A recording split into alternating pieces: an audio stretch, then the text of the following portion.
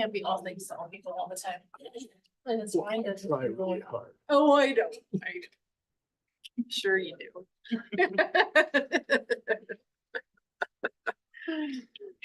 That made even me laugh.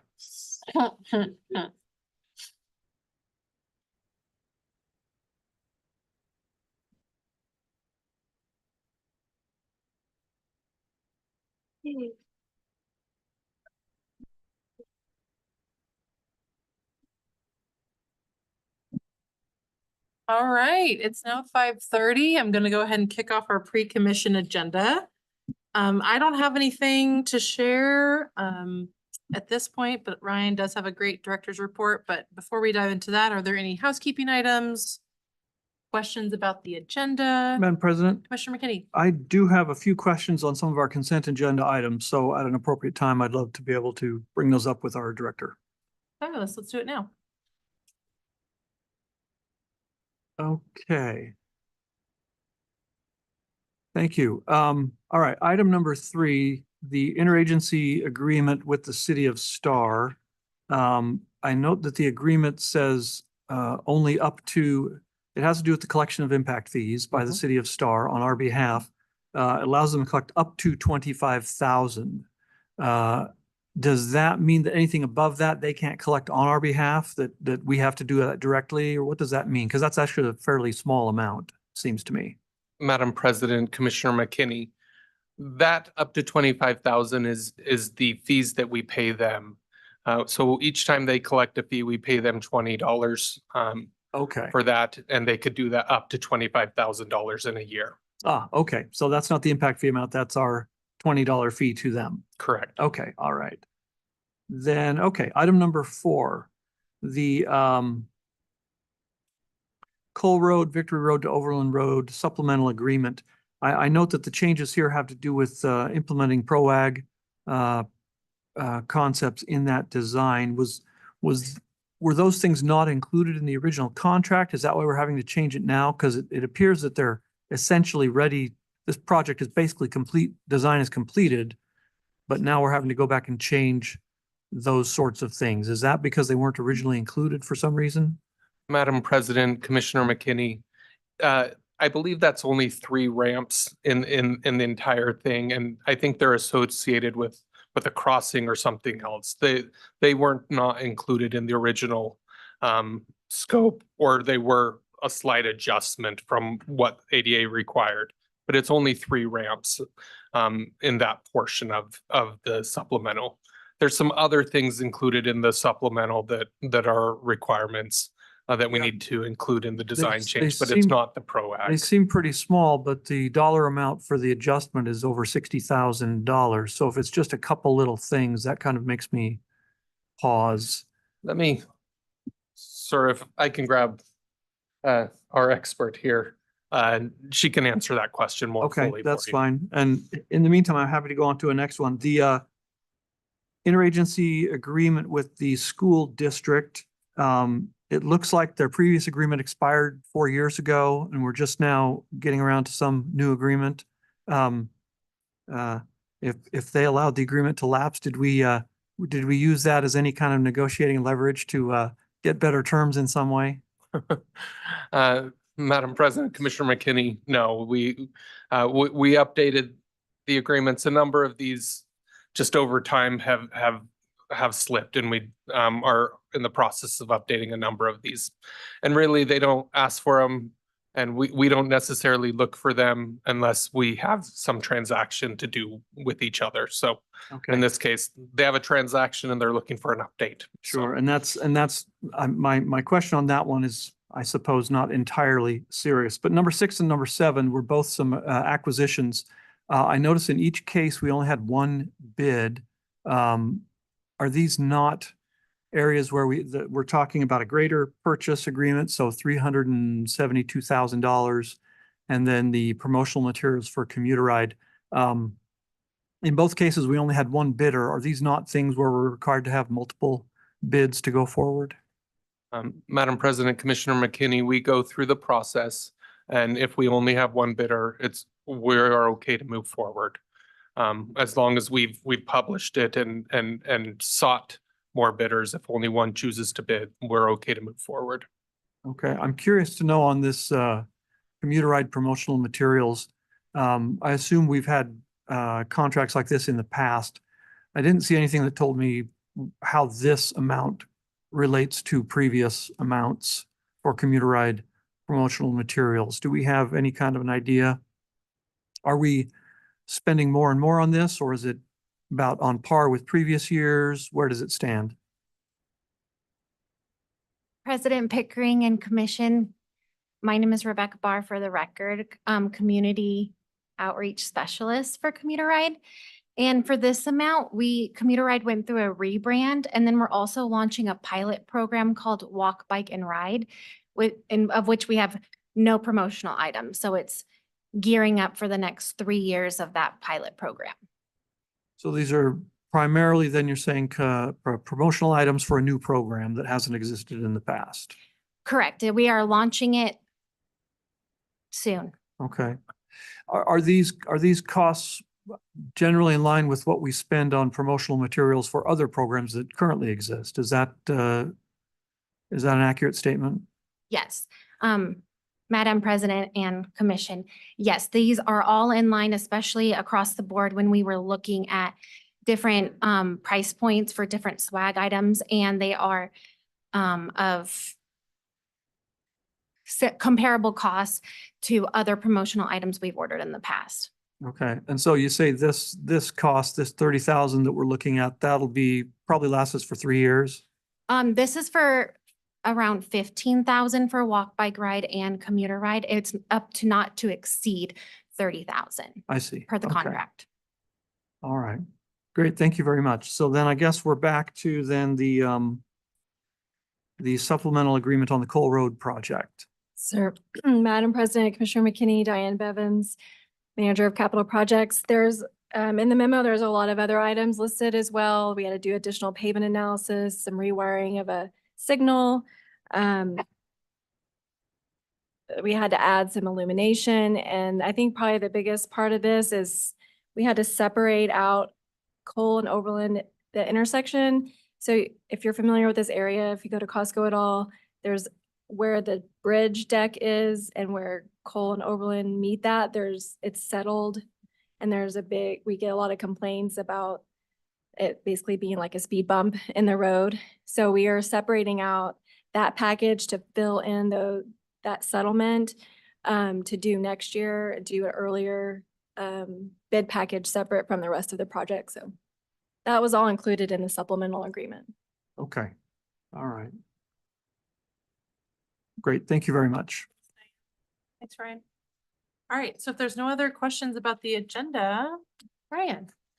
Thank you, Madam President, Commission. It's always exciting to share the good news that happens here at Ada County Highway District. Have a couple things to share with you today as part of my director's report. The first is we want to highlight and congratulate Jennifer Behringer, who was selected as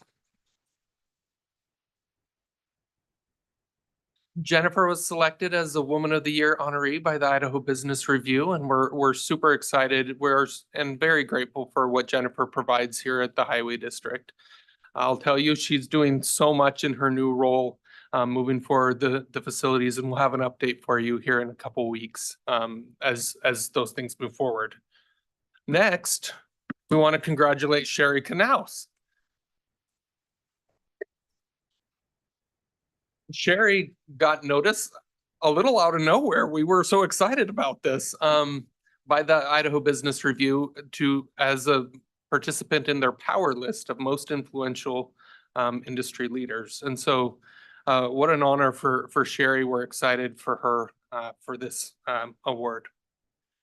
And then just want to congratulate Team ACHD. You see, we have here this beautiful bling that we received yesterday from the May in Motion celebration. ACHD and the team received and worked at the level in May in Motion to receive the Platinum Award, which indicates a high level of participation in alternative modes during the month, carpooling, van pooling, the work from home approach that the district provides for staff. These are all wonderful benefits, and we're seeing the benefits of that in this recognition. So congratulations and kudos to all of Team ACHD.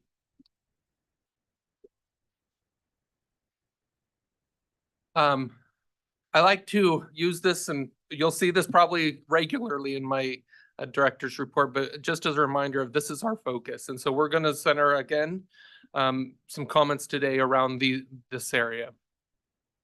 So in the spirit of build together, we made a decision this last week to do a pilot project. This is in connection with our chip seal program. For a number of years, we've received feedback from our bicycle advisory committee regarding how we treat bike lanes. We've long held the perspective that we chip seal the bike lanes because we got to maintain and make sure that they stay in great condition, and that's the case. However, we've never tried it. We've seen not chip sealing the bike lanes. ITD has done this for a while, and we're able to see what they do, but we'd like to select a corridor where there are some bike lanes, and we're going to, as part of this year's chip seal program, not chip one of the roads and see how that compares to other roads that are chipped this year in as far as the road goes. It will take about 7 years to really get an idea until when we would chip seal this again, but it'll at least give us an idea. We'll make sure that our bike advisory committee is aware of the road as we're still in the process of selecting which one it will be, and working with them on that and making sure that they have the opportunity to test it from that perspective. But even more, we want to see how it holds up from the roadway perspective, so we can be a good partner with those who use that mode. Sorry, before I just want to clarify, we're not going to chip seal the bike lane, not the whole road. Correct. Yes. So Just the bike lane portion. So we'll chip everything else, but just up to the white line. So there's some things to consider in this. Does that create a lip for bikes that they could get caught on? So we want to pay attention to that. We want to see how the road surface holds up. We'll still do the seal over the top, so it'll still get some sealing coat there, but it'll at least provide a little bit smoother surface in that area that we're going to try out. We'll see how that goes. I can't be afraid of trying things. All of you should have received this photo today. This was kind of an exciting little bit of news. So this was a safety project the commission awarded earlier this year to fill a gap along Victory Road. Love this picture because it shows the impact that this had had. Previously, the road ended right there at the shoulder. We added this additional shoulder, and some extruded curb has been added since. But this picture shows a family that's already using it. So it's exciting to see, and wanted to highlight that today. Next, wanted to update the commission as it relates to the Pierce Park project.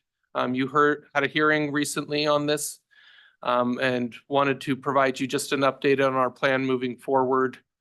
There was a lot of feedback that we received from the public. One of the pieces of feedback is a lot of support for the bridge and that project that you see up on the screen. But we do believe that there's some additional work that can be done as far as the road and the pedestrian facilities go. And so we're going to re-engage with the neighborhood. It likely will not occur until this fall. We want to make sure the school's back in session and we're engaging with the school as well.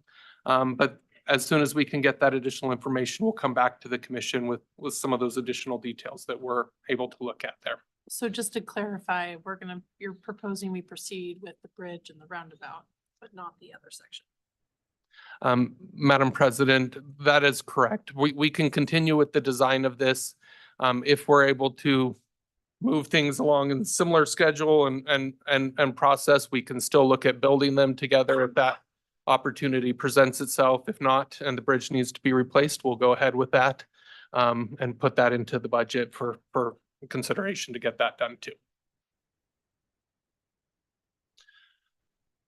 So presented to you in my first director's report that we were going to be taking a look at our operations and infrastructure section and looking at how are we organized, and are we organized in such a way that lends itself to the build safe, or build together, build safe, and build more. Justin with his team, as well as our three interim deputy directors, Lloyd, Diane, and Christy, they've worked together with our budget manager, Christine, to really look at the infrastructure. This is how it currently looks. We have three main divisions: maintenance, planning, and projects, and development and technical services, with these departments underneath it. The task was to look and see how are we operating in the most efficient way, to make sure that we can build together and build more. The team had a lot of hard conversations, but today it was shared with the staff members within this group, as well as all of Team ACHD, that this is the recommended organization moving forward. So how this looks, we'll have two key divisions instead of the three that we currently have. We'll have an operations division, which will include our environmental, maintenance, and traffic operations.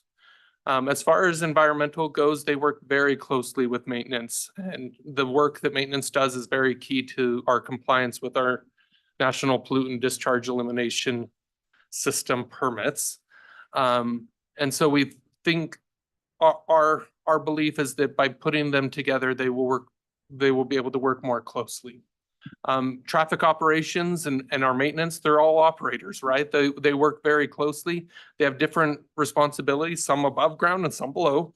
But they have key roles, and we believe that by coordinating those efforts and placing them together, they'll be able to work more closely to accomplish the work that they have to do. Our projects division will be all inclusive.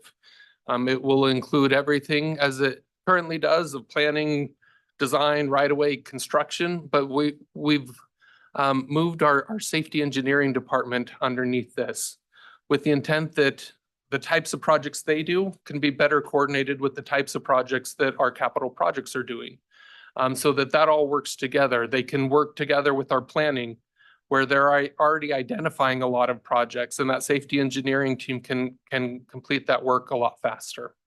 And so we see this as a good opportunity in the spirit of building more. And that team will provide a great opportunity as they work together.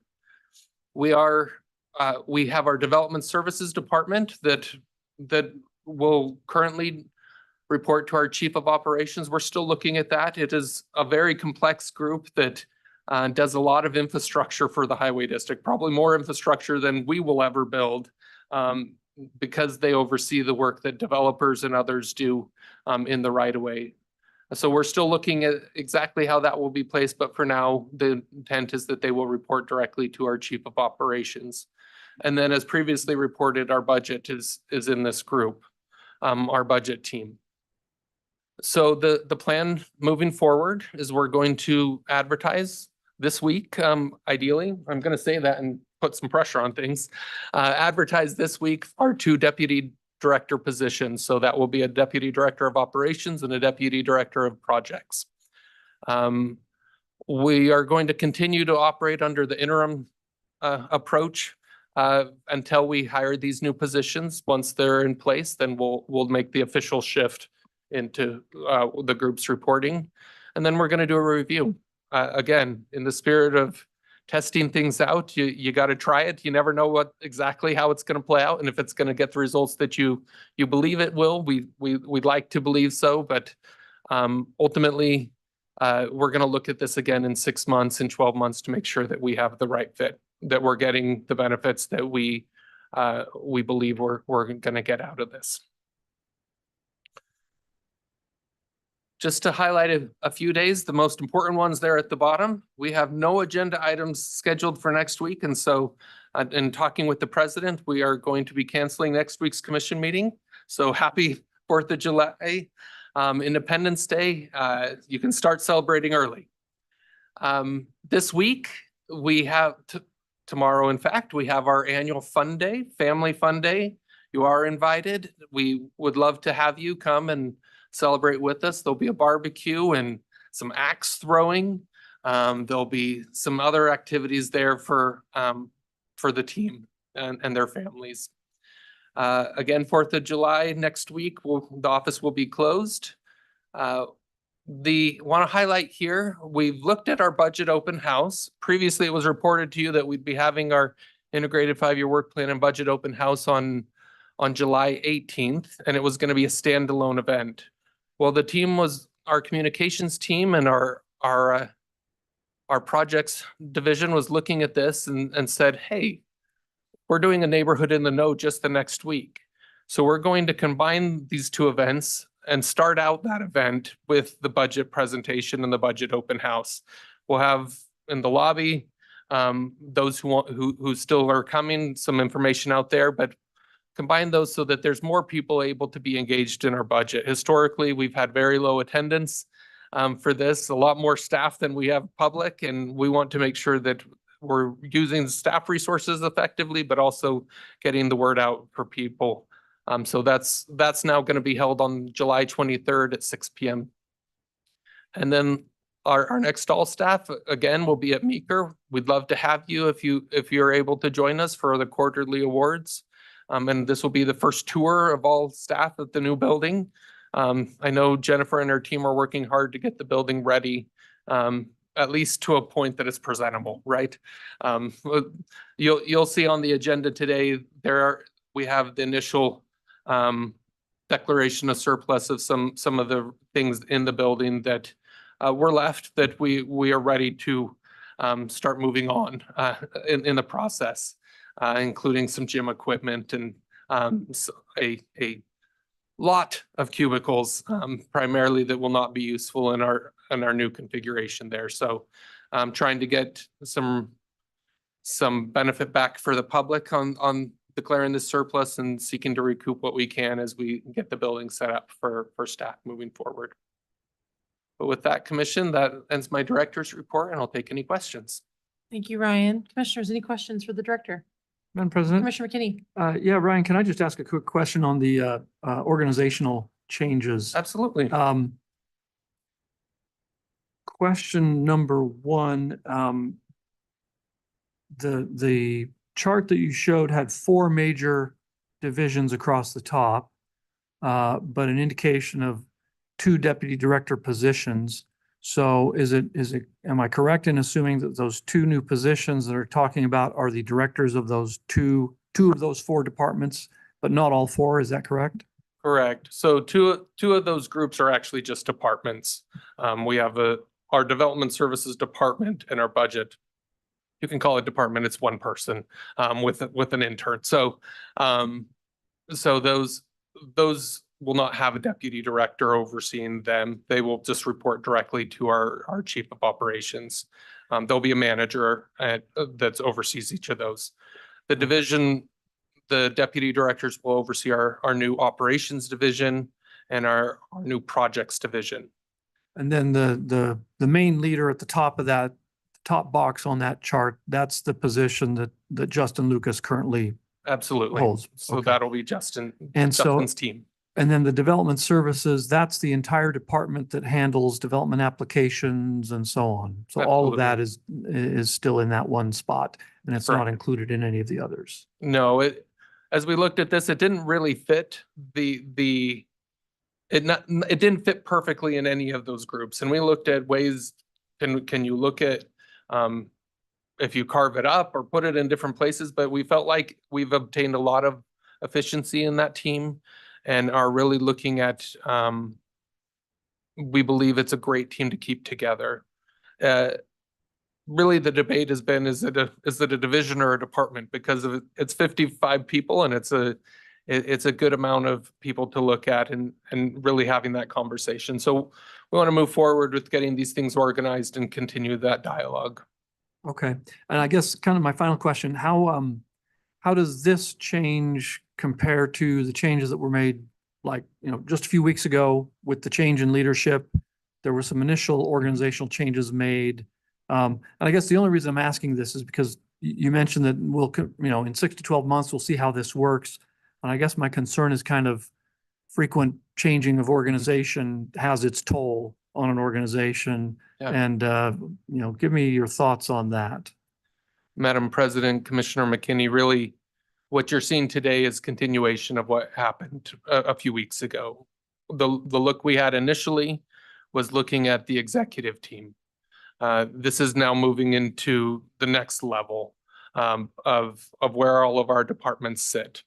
Really, nothing changed to the below the department manager level. Really, the managers and their teams were shifting into these different places, trying to get these efficiencies. So really, this was just a continuation of the work that was recently done. That this was announced to the team that this would be occurring, and we would be having this dialogue for how to finalize the organization of these two departments. Really wanted those interim deputy directors and staff to really have that dialogue together. And so that's what we announced today. Okay, great. Thank you. Commissioner Hanson? Oh, I just wanted to say kudos to Commuteride. I thought it was a excellent presentation. I was happy to be there. I also am impressed that there continues to be this effort to incorporate and include more businesses. I was pleased to see the number of, it seems to have increased since the pandemic, and a good trajectory for the expansion of the Commuteride program. So kudos to you. Commissioner Goldthorpe? Oh, I have questions that were kind of related to what Commissioner McKinney asked, and I'll talk to you privately about it, Ryan. I still don't understand some of the changes that Okay. you talked about. Commissioner Gold, did you have something? No. Oh, okay. Madam I- President, on the agenda, regular agenda number 2, the State Street and Old Park Vacation and Exchange, will be wanting you to remand that back to staff. I think, Ryan, the more that you can just kind of reinforce, I think your slide, build more, build together, build safe. All of these things are going to help not only like staff and our partners, but also us commissioners kind of anchor into some of these really important shifts that you're making. Yeah, we might just need a little bit more time to just kind of learn more about how it works, and looking forward to those conversations. So for sure. Great job. Thank you. All right. Commissioners will be at ease for just 3 minutes and we'll get started at 6. Thank you.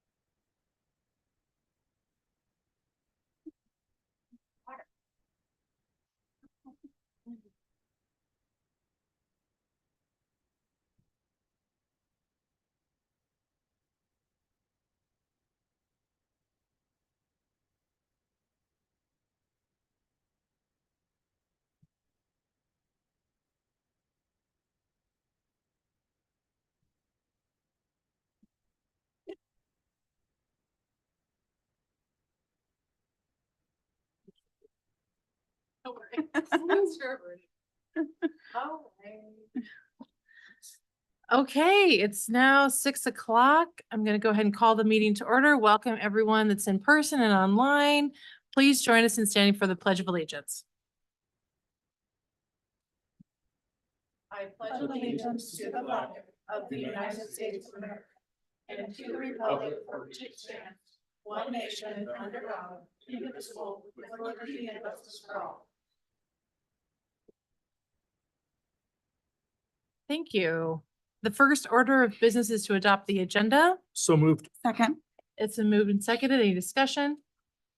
All those in favor say aye. Aye. Any opposed? Motion carries. The next order of business is to adopt the consent agenda. Items on the consent agenda are considered routine and are action items unless otherwise noted. The consent agenda is enacted by one motion. There is no separate discussion on items on the consent agenda. But if a commissioner or citizen would like, they may request any item be removed from the consent agenda and placed on the regular agenda. I don't believe we have any of those requests. I will entertain a motion to approve the consent agenda. Madam President, I would move to approve the consent agenda. Second. It's been moved and seconded. Any discussion? All those in favor say aye. Aye. Any opposed? Motion carries. Thank you. All right, moving on to the regular agenda. Our first action item is Resolution 2422. It's a declare personal property surplus. This is a public hearing, so I'm going to go ahead and open the public hearing. Welcome, Ms. Jennifer Berenger. Good evening, Commissioners, President Pickering, Commissioners. For the record, Jennifer Berenger, Deputy Director of Business Operations. Here today to discuss Resolution 2421 to declare property as surplus. Next slide, please. As we're moving into our new building on Meeker Avenue, there were a lot of leftover items from DirecTV. So we have started the process. We actually completed the process to do a full inventory of everything in the building. This is kind of our first take on the stuff that we know we're not going to be able to use, equipment and things. There's some gym equipment. There are a lot of call station workstations that are all in disrepair and very old and not very useful to us as we're moving forward. We need to make some space to build out some more actual office spaces because it's a very big open space. So this isn't this isn't all of the cubicle workstations. We have retained some of them that we know we'll be able to use. And we're going to be reusing a lot of the furniture that we have in this building already to the best that we can. So this is the list in Exhibit A. So for your consideration, we would like to have you declare this as surplus. And then once that occurs, we can take it to an auction. And if it doesn't work, to retain some of that money, as Director Head said, trying to get the best bang for the buck for the taxpayers, we'll look to other sources to try and sell the property if it doesn't do well in auction. Thanks, Jennifer. Any questions for staff? Madam President, Commissioner McKinney. just Jennifer, a quick question. The staff report talked about, we declare it surplus property and then it can be disposed of according to standard practices. What are those standard practices? Are we going to hold an auction? Yeah. Are we going to advertise online? What's going to happen? Yeah, President Pickering, Commissioner McKinney, we have been reaching out to auction houses to do an in-place auction. If that were to go through, we get the bids from them to determine who has the best value for the auction. We'd like to do the auction in place, so they would take pictures of the things. We'd have people come in and take a look and bid on those items, or it would be an online auction. So our first line of disposal would be an auction to try and get as much of the fair market value as possible out of those. If that doesn't come to fruition, because in some cases, I think the gym equipment might be useful, but some people might not desire used workstations. The next step then would be, there are some people that we've found that do rehab on workstations. So we're going to reach out to them and see if they'd be interested in purchasing. So the first step is making it available to all the public to see if there's any interest from the whole public. If that doesn't follow through, then we do kind of more pointed calls to see if anybody else is interested in buying it. And then the last ditch would be just pure disposal. Okay. So are these items being offered to ACHD employees before to the general public No. or just?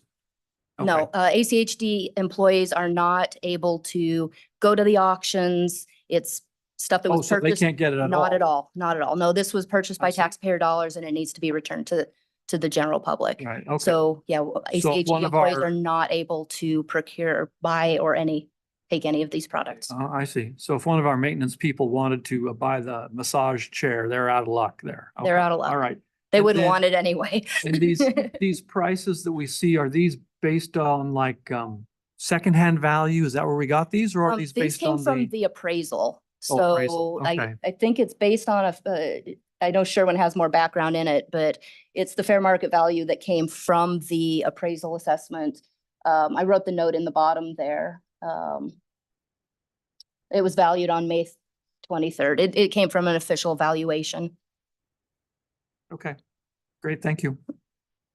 Any other questions for staff? Steve, did you have something? Okay. Commissioner Pickering, Yes, ma'am. this is a public hearing. We opened up that public hearing. I did. Oh, thank you. Madam President, Commissioners, for the record, Steve Price. There's a question about whether ACHD employees can attend this auction, and the answer is no. In fact, no family members. There's a tiered relationship under the statute that prevents that. So we announce that when we do the auction, that if you're an ACHD employee, can't be here.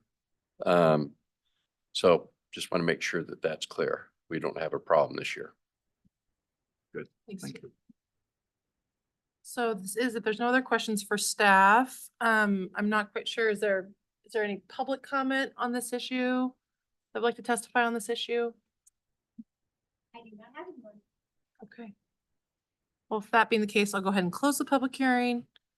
Commissioners, Madam President, Commissioner Goldthorpe, I would make a motion to adopt resolution 2421 to declare personal property surplus.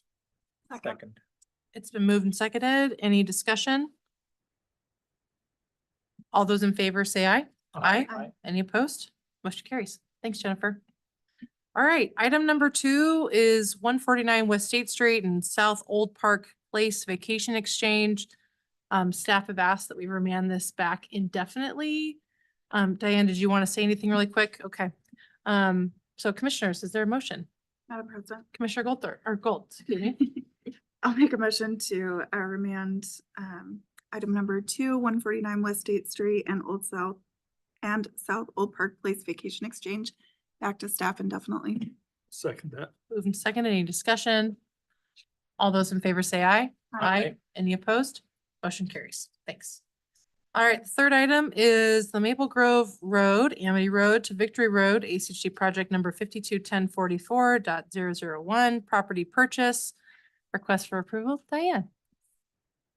Yes, Madam President, Commissioners, Diane Bevins, Manager of Capital Projects, as well as the Interim Deputy Director of Planning and Projects. And I'm here to talk about the property purchase on Maple Grove, Amity to Victory. So just some quick information about the project. It is to widen to 5 lanes with multi-use pathways on both sides.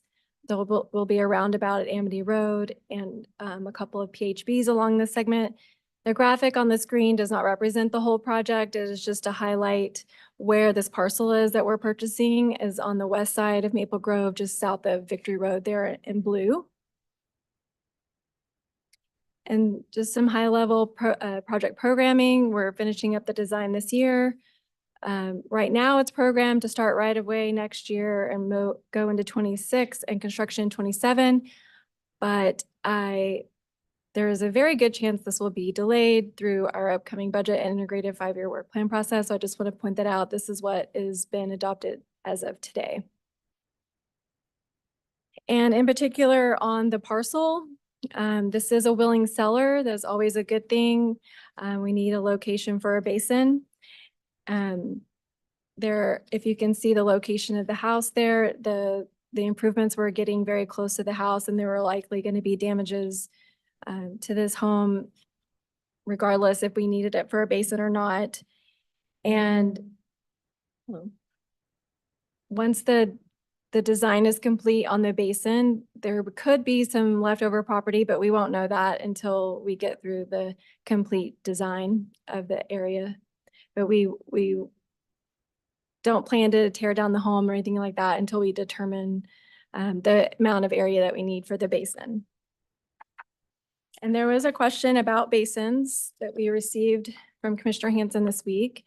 So I just wanted to touch on that. This does relate to this project, but basins in general, that they are a very good green stormwater solution. We have project constraints determine our type on every project, and some of those constraints would be irrigation crossings that we're not able to get on either side, the topography of the area, the groundwater, available property, infiltration rates, that kind of thing. We have to look at on every project to determine the best treatment. Basins do reduce the heat island effect and provide a pocket of habitat for vegetation, birds, pollinators. There's a photo here of one of our basins. We're doing a lot more with our vegetation. We're doing wrought iron fences, so we don't think that the neighbors, that it lowers any values to any neighboring properties or anything like that. Swells do require more right-of-way from many, many parcels along the entire length of a project. And in this case, it's one parcel to purchase for a basin. And Maple Grove, just to point out in particular, has a lot of front yard housing, a lot of landscaping, a lot of wells and septic systems that we're dealing with. So property impacts were a factor in determining our stormwater selection on this project as well. And basins are easier and less expensive to maintain. If everything's in one location, it allows the maintainers to get off the road to do that maintenance. And we have found that swells are difficult to keep up to a standard that's acceptable to the public. There has to be a lot of education on the different types of natural vegetation that we use in that. So with that, the staff recommendation is to approve and sign the compensation summary and the purchase and sale agreement. Thanks, Diane. Commission questions. Commissioner Hanson. Yeah, thank you. And thanks for the description. I did have lots of questions about the need for, because I know our drainage system is much more sophisticated than, at least our attempts to design these projects so that we don't require large chunks of land, that we incorporate them into medians, buffers between multi-purpose, multi-use pathways, and those buffers are often described to us as performing a drainage function as well. And since this will be an area where we're going to have a multi-use pathway, that would go the length of it rather than moving it across. The other that struck me is that it's located roughly across the road from the future Mergudio Park. But as far as I know, no attempt has been made to incorporate, and I know it has happened in other parks, use of drainage uses for, I can name a couple of parks that have drainage basins or facilities to take care of drainage issues in parks because they're conveniently located. They're not paved. So and so why Mergudio Park, which is so huge, it's right there. Seems to me the value of this property would be diminished when we try and resell it if it's sliced in half and has a drainage basin.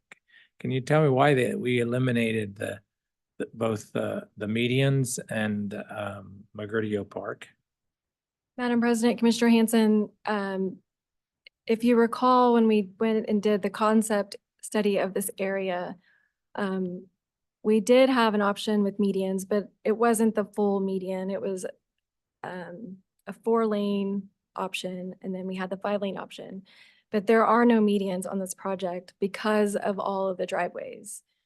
We would like to add them, but you would get into situations with all the front-on housing and then requiring driveways to be right in, right out, and require U-turns. And that has not been the direction that that ACHD has taken in the past.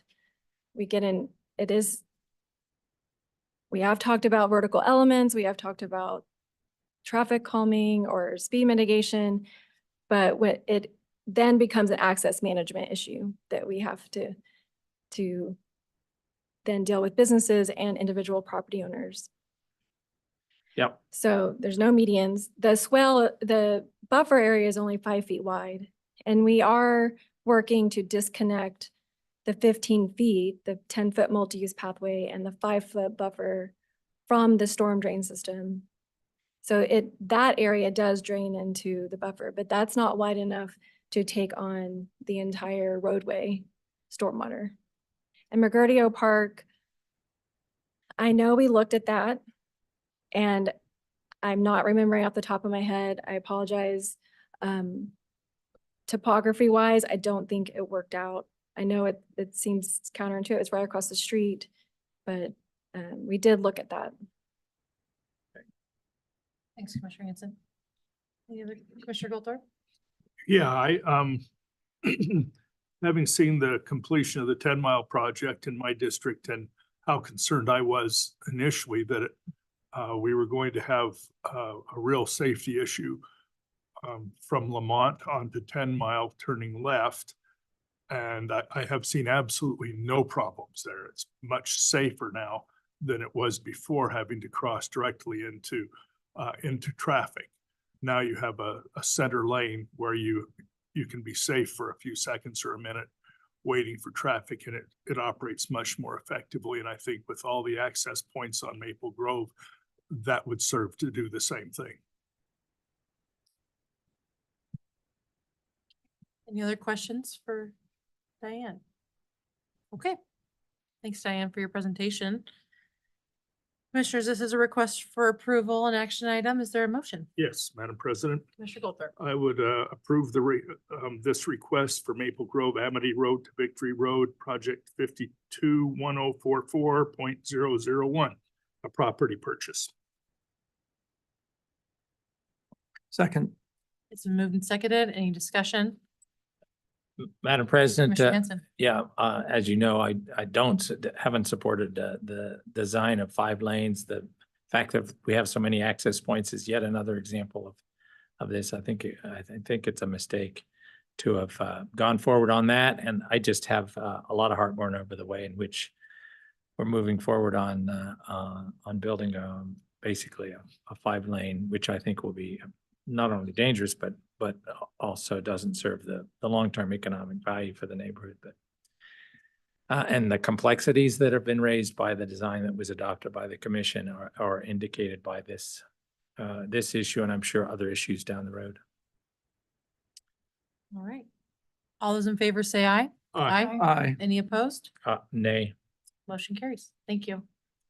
All right, our last action item is the master street map and corridor preservation. This is a request for adoption.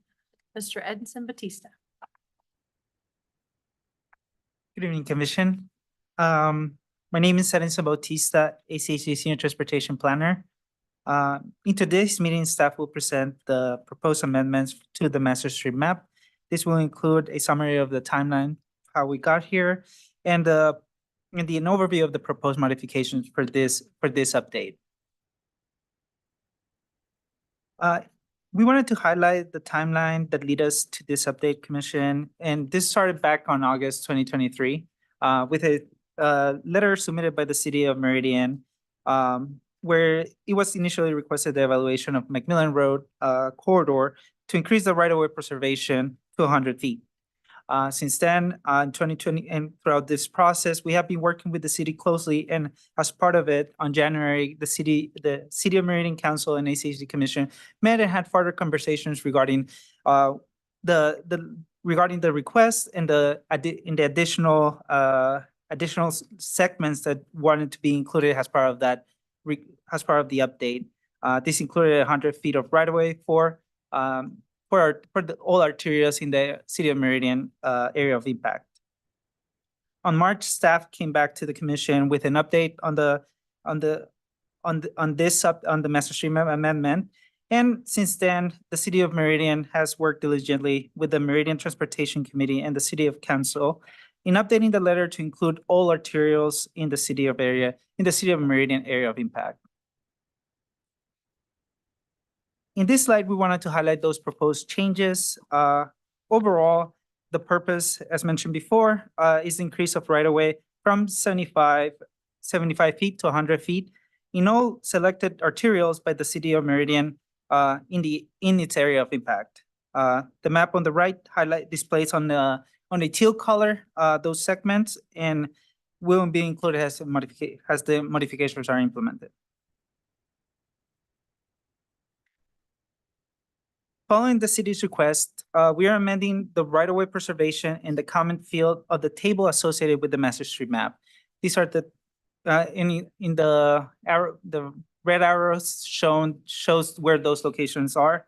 But as a clarification, we're not changing the plan number of lane at this time. We're continuing conversation and coordination with the city of Meridian, in which will be evaluated in future master street map updates. With this commission, staff recommends the adoption of the master street map and associated tables as presented and amended. Thanks, Edinson. Commissioner Goldthorpe? Yes, Edinson, could you, I couldn't read the parts that were included, and this is just Locust Grove through McMillan there, that's all? My apologies. That was just an example of where the table and where those changes were. But Okay. in this slide, we present the list of all the segments, including Amity, Columbia Road, Eagle Road, Locust Grove. And Overland and the whole bit. Mhm. Now, Overland in particular, have we made plans for that particular configuration? Because I've never heard any of those plans.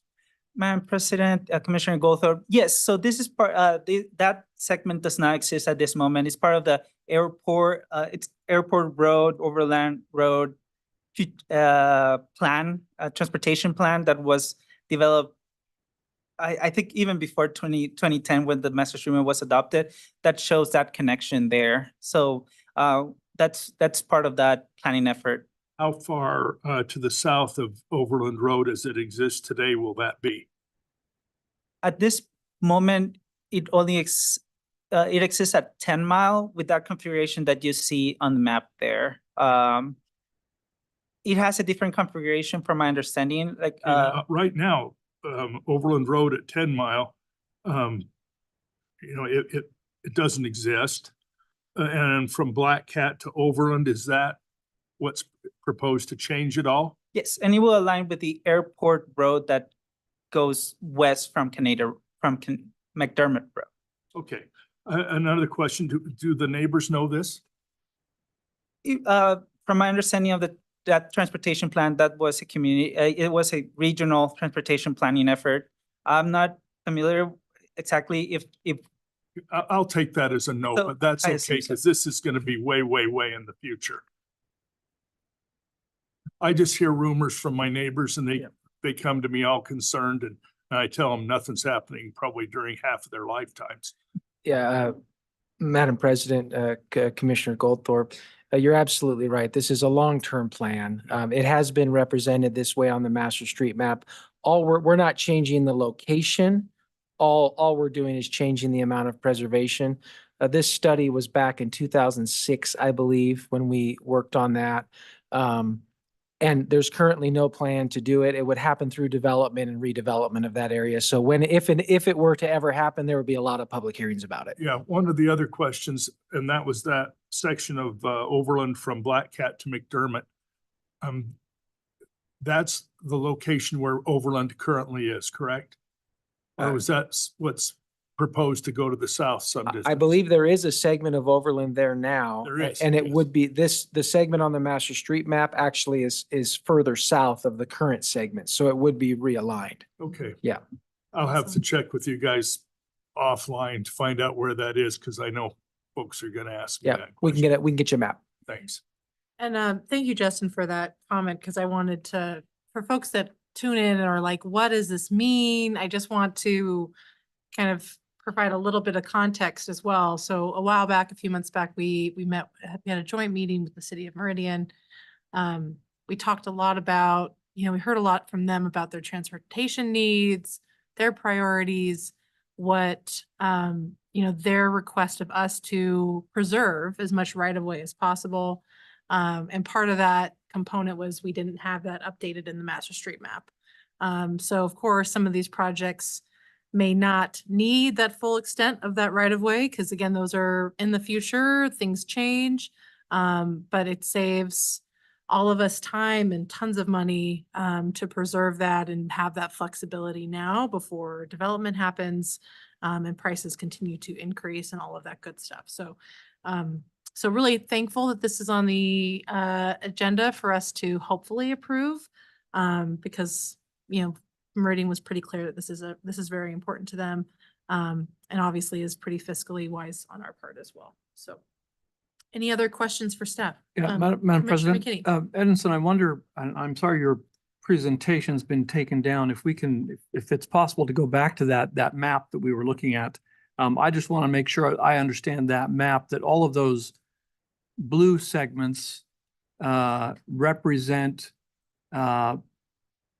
portions of the master street map that by this action would be changed. Is that correct? That all of this that we see in blue are the areas where currently they're not planned for the 100 feet right-of-way preservation, and by this proposal, they would be going forward. Is that correct? Madam President, Commissioner McKinney, correct.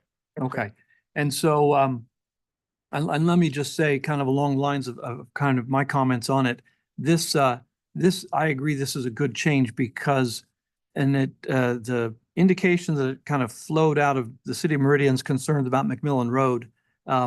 This was an issue years ago when I was part of the Meridian Transportation Commission that we were talking about McMillan Road, and it was found that, McMillan Road is in a situation where it's having a difficult time handling the traffic that it has, but right-of-way was not preserved. A decision was made years ago to only preserve a smaller amount of right-of-way for that segment. And now development has occurred to the point where widening it to accommodate current traffic really isn't practically possible in many places because of development that's occurred and that has encroached upon what could have been a wider section. Now that possibility is gone. And it always makes sense to get as much right-of-way as you think you might need in the future, because you can always go down in size, you can never go up. Once the right-of-way is gone, it's gone forever unless you have, lots and lots of extra money jingling in your pocket. And that's something that public agencies never have. So it makes sense to get right-of-way as soon as possible and get as much as you think you might need. That's the prudent thing to do. And so this is absolutely a good move, and I'm absolutely in favor of it. Commissioner Hanson. Thanks. Yes. Thanks, Edison. I appreciate this. I really appreciate the detail too, because it really helps us. It creates a record of what we are determining is the width of the right of way, ideally at full build out. And it also, I appreciate that the lane configuration also is incorporated in that. So it's not just the width, but it also the letter is clear from the city of Meridian. This is how they view the function of those arterials. And I see this as a good direction to work closely, that Meridian has determined what the configuration of its arterials and its roadways are. It's Meridian's determination that there's a public necessity for this configuration to be reflected in the master street map. And I think it's really important that ACHD reflect that priority of the city's preference, the city's, and unless there's some huge obstacle in the way, that's the direction the public can anticipate development happening both in the roadway and in the adjacent land uses. And so, and I just want to raise that because each of our cities has a different vision as to how they want to use their roads. And it's important for us to respect that, ultimately it lands back on them. We're in a unique situation in this county. So I appreciate that we can have this discussion, that there will be occasions, as we as we've determined, where we'll be forced to condemn property because we need that last piece of right of way we weren't able to preserve. And the master street map is the start of the process of determining that the city of Meridian says this is a public necessity and moving it into our CIP and then into design for the roadways. So it's all a continuation of a process. And I think that's important that as soon as possible. I also like that we've now moved away from waiting until there's some big development change or comprehensive plan update before we update the master street map. I think it's good that when the city reflects its current vision that or articulates its vision, that it be incorporated in the master street map as soon as we can do that. And we've done that for Boise, I think for Garden City, and it's nice to see this for Meridian as well. So while there may be people who don't live in Meridian who say, I have a different idea of how you could use these roads, it's Meridian's decision. And we should respect that in adopting the changes to the master street map. Okay. Is there a motion? Madam President, Commissioner McKinney? I move that we adopt the master street map and corridor preservation changes presented by the staff. Second. Fabulous. Any discussion? Thank you. All those in favor say aye. Aye. Aye. Any opposed? Motion carries. All right, the last item on our regular agenda is public communications. Is there anyone that would like to address the commission at this time? Okay, well, with that, meeting is adjourned. We're gonna roll right into, is it all right if we roll right into our post-commission agenda? Okay, oh, Sure. did you have something? I was gonna see if we could take that. Do we want to take 5? I would like to. We can. We can certainly take 5 for our commission roll. 5 Okay, minutes, let's that's take fine. 5 minute break and we'll come back for our post-commission agenda. Thanks.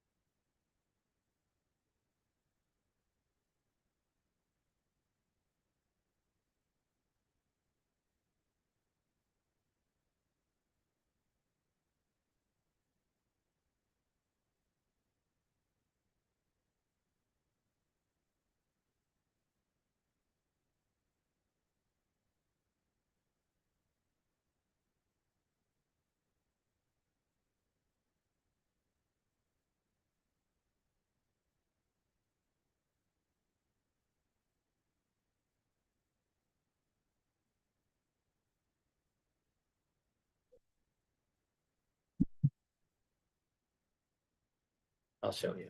All right, we're back from our quick break. We're back on our post-commission agenda. We just have two items. The first one is State Street, 14th Street to 8th Street concept study pre-adoption work session. Presentation by staff. Welcome. Thank you, Tom. Thank you, Madam President and members of the commission. Really excited to be here. For the record, my name is Tom Laws. I'm the planning manager with Ada County Highway District. And with me today are Sonia Delyden and Chase Fuquay with Kittleson and Associates. Today we're here for the pre-adoption work session of State Street 8th to 14th concept study. And over this presentation, we're going to review a quick reminder of some of the existing conditions, how we form the concept evaluation, a review of the public comment period number 2, and then get into a little bit of detail on the next steps. Just as a reminder, the study area for this project is State Street 8th to 14th, with the state capitol into the east, and then really the heart of this project being the YMCA and Boise High School in the north. For project objectives, first and foremost, we were looking at safety and function. And really what was the impetus of this project was looking at rehabilitating the pavement condition and correcting drainage issues. From there, we looked to improve safety for all users. And what we heard very early on was the need to focus at the crossings across State Street. For land use, we wanted to accommodate both current but also planned land uses along the area. There are several major developments in the pipeline. And so we really tried to have that lens of looking at what State Street is and how it functions today, but also what it's projected to be in the future. And then in addition, we wanted to stay within the existing right-of-way. Another project objective was really to focus on community feedback, and that included a really robust strategy to engage with the surrounding property owners and traveling public, and then also then take that and reflect that community input back into the considerations. And then finally, timing. We know how much development and how much construction has been occurring in downtown Boise. And so we really wanted to have a project that could seamlessly be incorporated and follow those adjacent State Street improvements that are happening to the east. In addition to the Kittleson team and myself, we also very early on formed an interagency team. This team met regularly throughout the process to really do temperature checks, making sure we were on the right page, that we were having outreach to all the really affected parties that we needed to.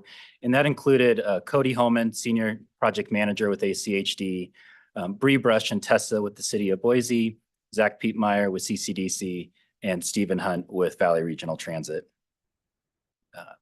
And so just a reminder, this project really got rolling, kicked off last summer, early fall, with our first interagency team meeting.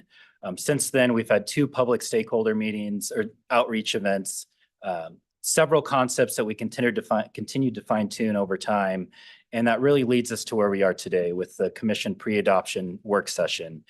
The goal after this meeting is then to refine the concepts with commission direction and look for a potential July 24th adoption date. But with that, let's go ahead and get into discussing some of the existing conditions. And with this, I'll pass on the microphone to Chase.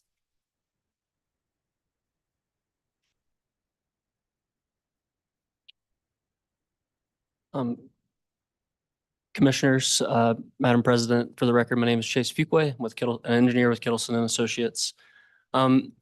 As Tom mentioned, I'll be going over some of the findings from the existing conditions portion of the project, as well as getting into a little bit of the concept development. So hitting on one of Tom's first points in the project objectives, you can see some pictures of the existing condition of State Street and some of that pavement degradation that would be taken care of with the project. So moving into our findings from existing conditions, the first part of this being safety. So on the screen, you can see that there's a lot of crash history in the corridor. This takes into data from 2018 to 2022, with the highest crash intersections being 13th and 9th Streets, which corresponds with those streets having the highest traffic volume on the corridor. The green circles that you see at 11th and 10th Street highlight the pedestrian-related crashes on the corridor. The asterisk is representing that this data does not include the four pedestrian crashes reported at 11th Street during 2023. A general evaluation of the crashes on the corridor show that most crashes are turning and angle-related crashes, which are generally associated with running red lights and misjudging gap when trying to make a left turn with permissive left turn phasing. Another aspect that we looked at were the walking and biking conditions on the corridor and existing conditions. On the right side there, you can see some of the feedback that we received regarding crossing State Street at 12th and 14th. With those unsignalized, uncontrolled crossings is difficult and uncomfortable for pedestrians today, as well as some of the non-compliant accessibility issues on the sidewalks and the ramps on the corridor, as well as an assessment of existing pedestrian and bicycle level of comfort. And to expand a little bit on biking conditions in the area, the graphic on the left shows the bike facilities, the parallel bike facilities in the immediate project area, which include existing low stress routes, as well as already planned investments ACHD will make in Franklin and Bannock as low stress bikeways. So moving on to transit on the corridor. So State Street is home to Route 9. State Street is, per the data that we received, BRT's highest ridership route in the valley. And 11th Street is one of the top utilized stops. As you can see on the graph on the right, this is data provided by VRT of stop use throughout an average day in May of 2023. So those that peak in the morning, so the peak hours for transit in the morning really correspond with the peak period for general motor vehicles, whereas in the afternoon, that peak really aligns more with the let out time for Boise High. So yes, so route serves a lot of Boise High students as well as YMCA patrons and others accessing land use in the area. So finally, in existing conditions, taking a look at the existing conditions on the corridor for motor vehicle operations in the peak hour. So on your screen, you'll see that the green circles indicate that these movements meet ACHG's targeted thresholds for motor vehicles in the peak hour, where the red does not. The two intersections that do not meet ACHG's thresholds today, desired thresholds today, are 12th and 14th, which are the unsignalized intersections on the corridor. And that's really due to the folks on the side streets waiting to turn left and struggling to find a gap. Yeah, I've got a question, but Commissioner Goldthorpe, go for it. Before I forget, when are those two intersections projected to meet our warrants? President Pickering, Commissioner Goldthorpe, that's a good question. We did, as a part of the project, assess signal warrants, and the MUTCD volume-based signal warrants are not met in existing conditions. I heard that. I heard you say that. My question was when, I mean, Compass gives us all kinds of reports. When are those two intersections anticipated to meet the warrants? So we did project traffic out, President Pickering, Commissioner Goldthorpe. We did assess traffic volumes up to 2043. Those two intersections do not meet volume-based MUTCD traffic warrants in our 2043 analysis, and that's. I'll be darned. So I guess that's my question. Is it truly about volume, or is it volume? Because I can't really quite tell from the slide that you're talking about. It doesn't meet ACHG's target due to volume. So this is movement, President Pickering. Good question. So this is really the side street, the users on the side streets looking to turn left on State Street or trying to cross State Street in the peak hour. So just crossing so State it's really Street. a delay issue with drivers not being able to find a gap. For instance, if you're turning left on State Street at 12th in the afternoon, drivers have difficulty finding gaps due to the amount of traffic going out of downtown. So let me just repeat, and make sure that I'm tracking still. So, so this picture is just trying to communicate that the traffic flow going north and south across State Street, not coming through State Street, correct, does not meet the targets. I got a head nod from Yeah. Sonia, but Good keep question, going. President That's Pickering, what I'm yes. hearing, right? Yeah, so these circles represent that if any one movement on the intersection does not meet ACHD's desired thresholds, in this case, all movements, all approaches on the green intersections currently meet ACHD's thresholds. Gotcha. The only movements at 12th and 14th that do not currently are the side street. Okay, that currently, those are the only ones that don't meet it. Got it. Yeah. Thank you for the clarification. Thank you. So switching to our year 2043, so projecting out traffic volumes to 2043, and when accounting for the eventual implementation of LPI on the corridor, you see 3 additional intersections do go into that cross threshold and not meeting ACHD's desired level of service and delay thresholds. And that would be more focused on those through movements on State Street.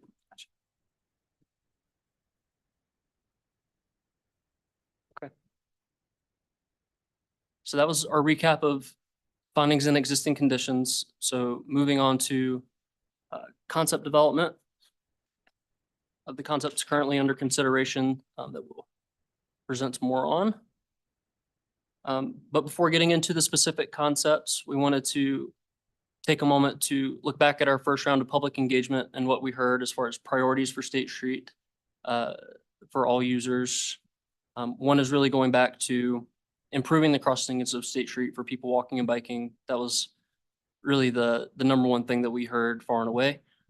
With items 2 through 5, so providing bike lanes, improving existing sidewalks, maintaining or improving traffic congestion, left turns, really coming in a tied second. Yep.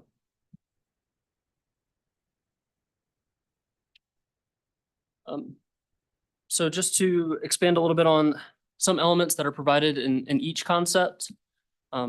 Each concept would include a full rebuild of the road, so pavement rebuild, drainage improvements, the new traffic signals at 12th Street and 14th Street, some signal timing changes, including the addition of a leading pedestrian interval, protected left turns where a dedicated left turn lane is present, along with the full pavement rebuild, accessibility upgrades, things like that. Along with accounting for 7-minute bus headways going out into the future for VRT and Route 9. And then working with development along the corridor for access consolidation. So those are things that are present in each concept. So the specific concepts under consideration, we have concept A, which is a 5 and 4 lane option. This is a similar configuration as you'll see on State Street in this area today. The difference being the 5-lane cross section is brought further east, further into downtown. Right now it stops at 15th. It would be brought into 12th Street to make the transition to the existing configuration to the 4 lanes from 11th to 8th Street. The other option under consideration, concept B, is a 3 lanes for motor vehicles, with the 2 options being different treatments for how you treat people walking and biking.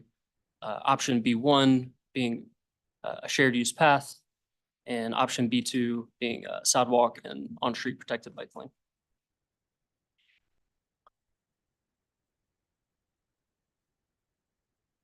So with that, I will turn to Sonia to present on the evaluation of the concepts. Thank you. Thank you. Welcome, Sonia.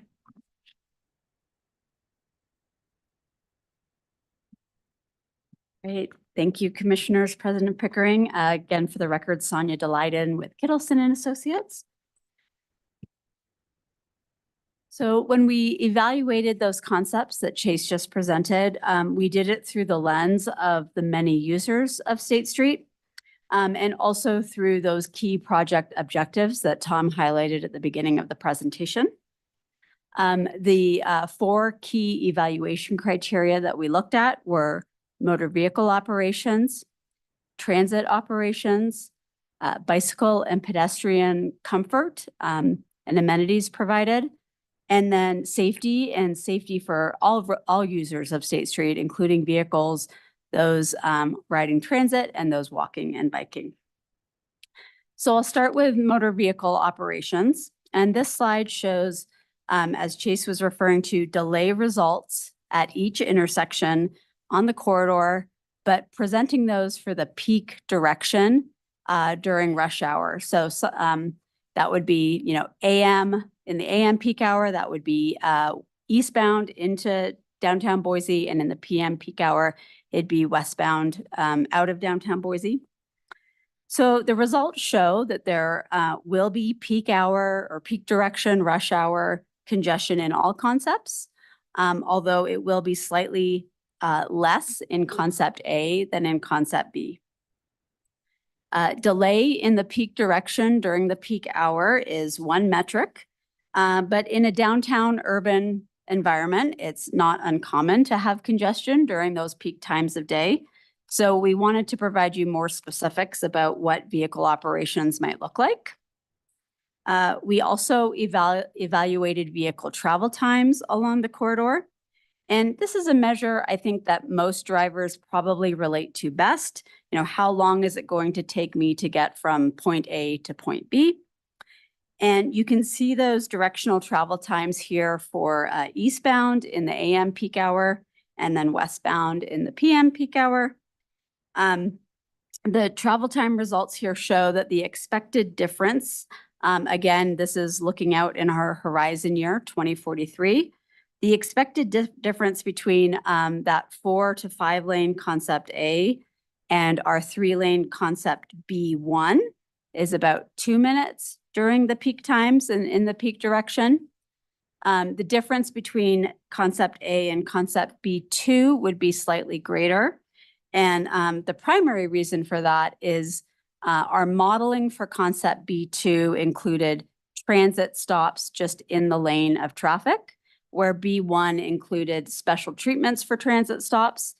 And we also were conservative in assuming 7-minute transit headways, 7-minute bus headways in this concept, because through our conversations with VRT and their engagement in this project, we know that's their long-term vision for State Street as their primary or premium transit corridor. Mr. Goldthorpe. Yes, Sonia, how about the transit expectations are for concept A? Yep, President Pickering, Commissioner Goldthorpe, great question. So all concepts, concept A, concept B1, concept B2, assumed those 7-minute headways for transit. I think the difference you're seeing here with concept A, we treated transit as an in-lane stop as well. But of course, in concept A, there's 2 lanes of vehicle travel in each direction. Right. I knew that's what we had talked about the most, was keeping the buses in the lane. And thanks, Sonia, for covering the difference between concepts B1 and B2 on both sides, because that was a read. Very welcome. Yeah. Yeah. Another helpful metric when making decisions about a constrained corridor like State Street, and in a situation where we are really trying to balance many needs of different users and also balance between vehicle operations and safety, is to look at total hours of congestion that each alternative may experience. This goes beyond the peak hour to really show how many hours out of a typical weekday would drivers experience some sort of congestion on the corridor. So you can see here in the graphic, concept A forecasted out to our 2043 horizon year is expected to experience about 4 hours of congestion. Now, this again is combination of both directions. So it wouldn't be that all directions on the corridor experience 4 hours of congestion. It would be sort of 2 hours in the AM peak direction and probably 2 hours in the PM peak direction. Interestingly, though, concept B1 is only slightly higher of that than concept A, with about 4.5 total hours of congestion when we're looking at our 2043 horizon. And Sonia, why is that so different compared to the last slide when things were really close? Yes, President Pickering, great question.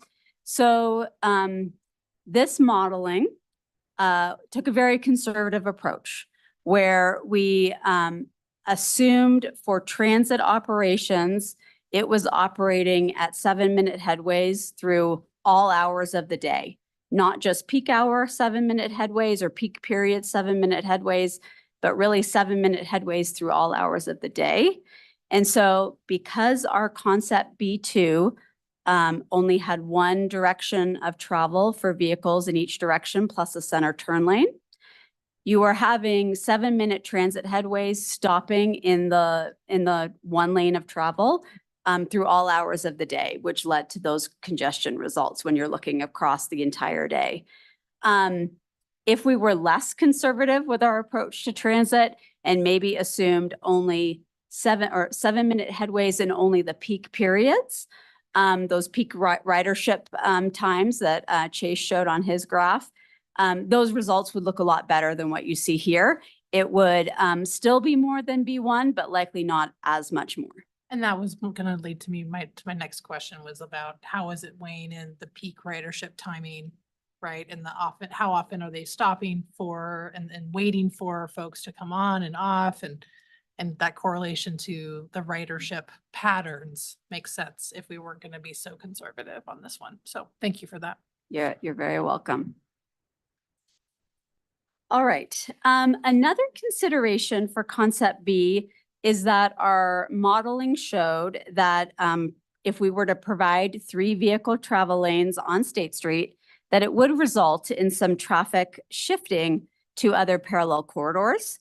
There is a grid network in this area, so there are multiple routes available to drivers. And our modeling showed that with 3 travel lanes on State Street, probably about approximately 30% of the vehicles on State Street would choose to use another corridor because that would provide probably shorter travel times for them. And so this slide shows on the left the alternative routes that are available to drivers within this corridor of State Street and what their projected capacity used would be under a future year 2043. And so you can see here that whether it's Whitewater Parkway, 23rd Street, and then several of the corridors parallel to State Street in this area, such as Jefferson, Bannock, Idaho, or Maine, all of those are projected to only be using approximately 50% of their total capacity in that horizon year. So we can make the conclusion that even if 30% of traffic from State Street were to shift to those corridors, they would still provide acceptable operations and still operate under capacity in that future horizon year. But with the rerouting, we're not only concerned about the ability of those other routes to accommodate drivers. We know that some of those routes, such as Bannock and Franklin Street, are also part of ACHD's low-stress bikeways. And so we evaluated the impact up to those low-stress bikeways about what the impact would be with potential additional traffic. And so you can see the table on the right of the screen shows the existing volume on those 2 low-stress bikeways and what their volume could be to still maintain a bicycle comfort level or bicycle level of traffic stress 2 or better. So we can see that there is still significant room in those streets' capacities to handle additional traffic while not degrading bicyclist comfort on those facilities. Speaking of bicycle comfort directly for State Street now, there are differences in how the 2 concepts perform. Concept A does not provide us room to add bicycle facilities on State Street itself. So it would still result in a bicycle level of comfort 4 under concept A. Concept B, both of the concept Bs provide bicycle facilities on State Street. Concept B1 through a shared use pathway on either side. Concept B2 via on-street protected bike lanes. And so you could see either of the concept Bs would provide bicycle level of traffic stress 1 on the State Street corridor itself. Commissioner Goldthorpe. I was wondering if there had been any consideration given to the prior determinations of bicycle corridors on both the north and south sides of State Street, other streets. President Pickering, Commissioner Goldthorpe, yes, absolutely. So while this graphic reports the bicycle comfort levels on State Street itself, in concept A, there would still be, even though bicycle facilities would not be provided on State Street, there would still be those adjacent low-stress routes available for bicyclists to make use of. Thank you. All right, moving on to pedestrian comfort. Both concept A and B will provide high levels of pedestrian comfort along State Street. Concept B does perform slightly better at pedestrian level of traffic stress 1. And you can also see not only along the corridor, but both concepts improve crossing of State Street to different levels by providing protected crossings of State Street at signals, by implementing other treatments such as leading pedestrian interval for those pedestrians. Sonia, before you move on, really quick question. Can you remind us for concept A, were they on-street sidewalks or were they detached? Attached or detached, excuse me. Going to make sure I say this right. I think due to the right-of-way constraints, those sidewalks would be attached to the vehicle travel lane, or is there a buffer? There is a buffer, excuse me. And is it like a few feet or is it more than 5 feet? Approximately 4 to 5 feet, President Okay. Pickering, sorry. No, that's fine. Thank you for getting that clarification. I think as someone that drives and walks that section and has walked that in current conditions with four lanes, excuse me. And it being 4 to 5, like I still don't, and with that small of a buffer, I don't see how that could be, level of stress too, especially given the speeds and all of that. So that kind of gives me pause because it's not as detached as it could be, which could give us a deeper level of comfort. But thank you for that. That kind of leads to the next slide because there are differences in how these concepts perform related to pedestrians. And I think the most notable difference is in crossing distances. In concept A, where we have 4 to 5 lanes, you can see the crossing distance for people on bikes or walking across State Street would range somewhere between 47 feet, where we had a 4-lane section, up to 58 feet in the 5-lane section. And then in concept B1, that is the concept that has the shortest crossing distance for pedestrians or bicyclists crossing State Street at only 36 feet of crossing distance. Concept B2 actually is also only 3 lanes of vehicle travel, but it does have a crossing distance of 55 feet, primarily due to the fact that pedestrians not only have to cross the vehicle travel lanes, but they would have to cross those protected bike lanes as well. Transit. We know transit is a priority on this corridor. And so we worked very closely with Valley Regional Transit throughout this process. As Tom mentioned, they were a key participant in our interagency coordination team. Transit operations in this corridor on either concept are going to largely be driven by the vehicle operations as well. But with the 3-lane concepts, we really spent particular focus working with VRT on additional treatments we could add to that concept. that would really continue to prioritize transit operations on the corridor. We discussed multiple options with them, and we actually included some of our national transit planning experts that we have at Kittleson, folks who have spent decades working at transit agencies across the country in implementing transit treatments in constrained urban environments such as Washington, D.C. and other locations.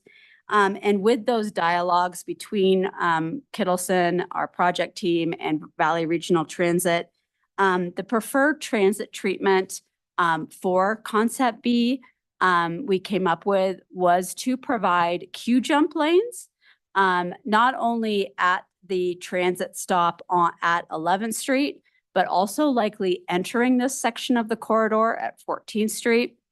And what these queue jump lanes allow the transit vehicles to do is to have a dedicated lane to pull into for their stop, but to not only have that lane, when the signal changes, it will provide an advance indication for the transit vehicle itself so that they can actually make their move across the intersection into the travel lane further down State Street in advance of other vehicles waiting at the signal.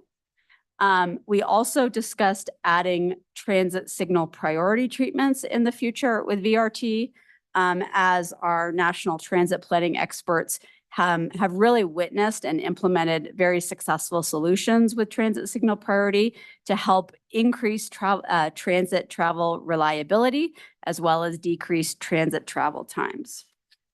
Sonia, really quick question.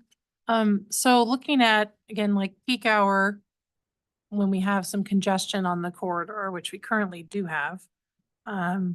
So it's saying if we had this treatment in place and between, say, from 11th to 10th, going towards the Capitol was gridlocked and the bus couldn't actually get ahead of traffic without blocking the intersection, would there be a way for us to manage the timing of that signal so that they could still stay in front of, because I think like their timing signal would run out before the rest of the regular travel lane would be able to advance.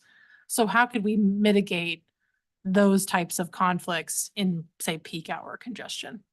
President Pickering, it's an excellent question. It may be a question that's a little bit ahead of where we are in this concept plan.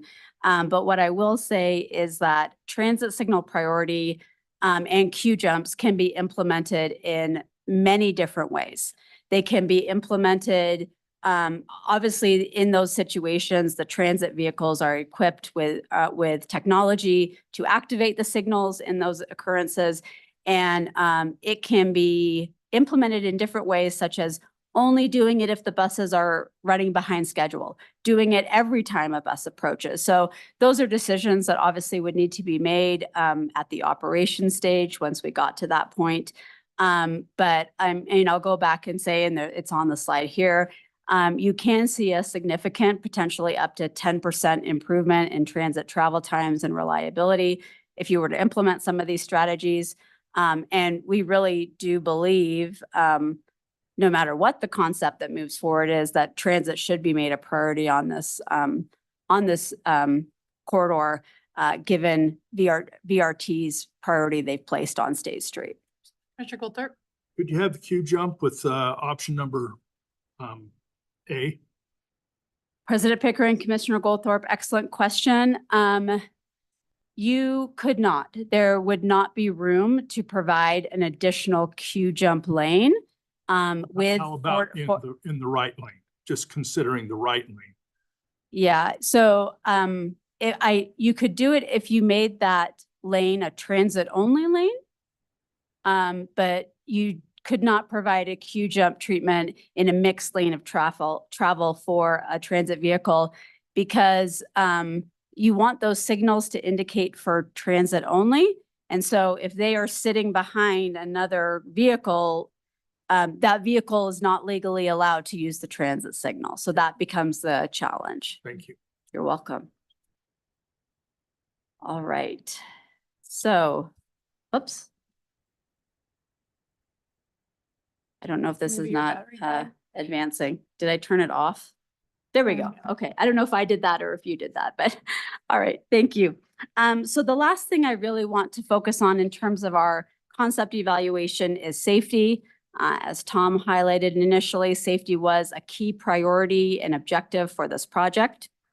As you can see from this table, both concepts, whether it's concept A or concept B, have several features to enhance the safety performance of these concepts for all users on State Street.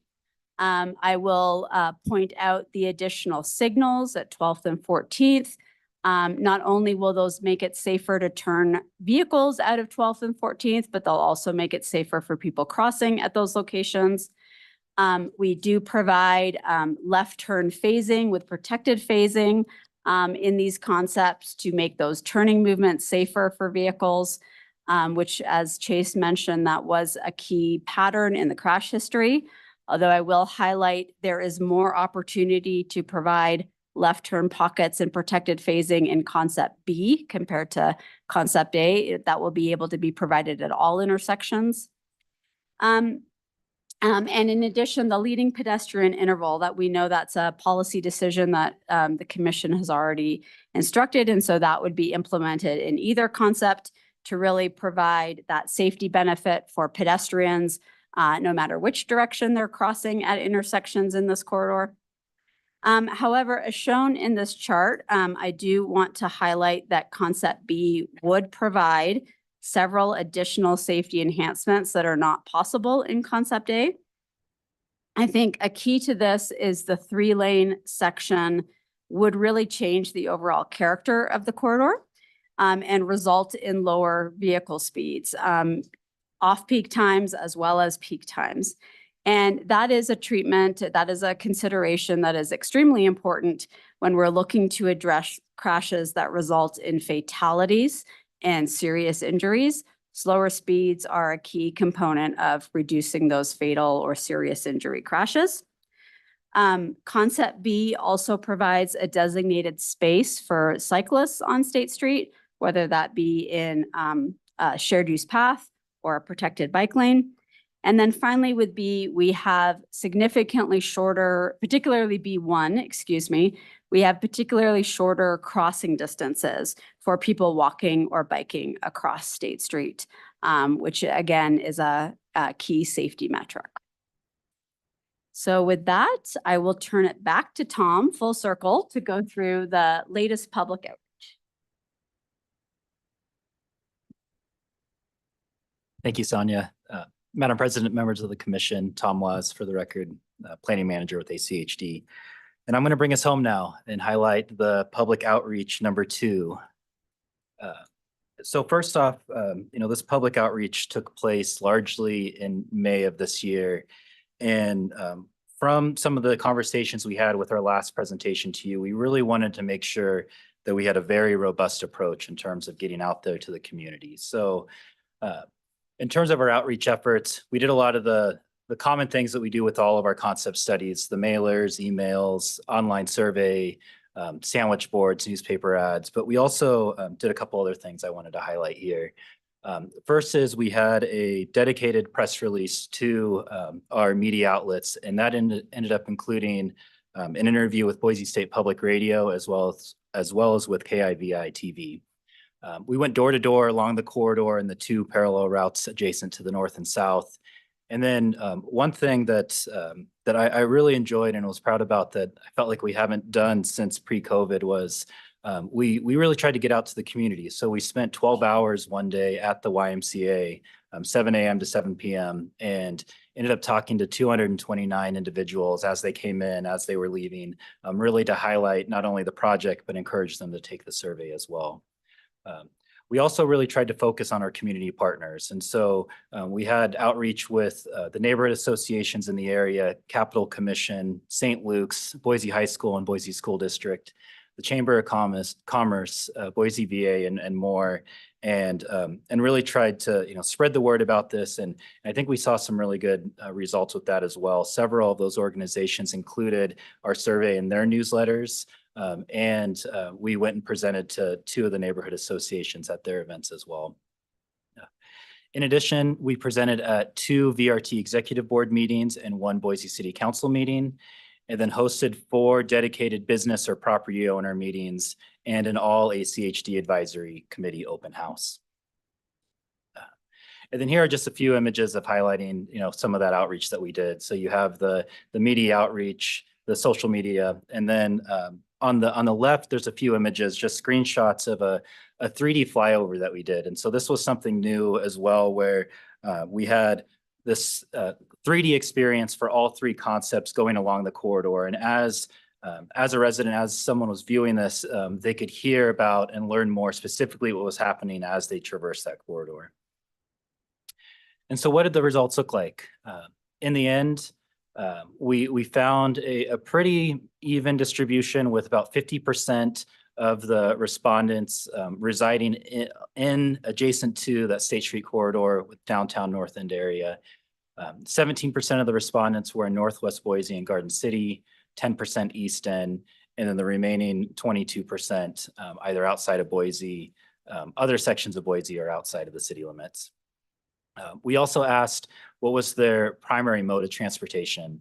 And here we saw that roughly 2/3, or I guess 3/4, 76% were drivers along the corridor, 16% biked, 5%, almost 6% walked, and then the remainder were others such as transit. We also had an open-ended question that really asked, how do you use the corridor? And we saw just about 60% were regular commuters or identified as regular commuters. Much of those also identified as occasional users. And then we saw quite a few that were either YMCA patrons or churchgoers as well. One thing I failed to mention here, but I wanted to really highlight, in the end, we had 1,154 survey responses.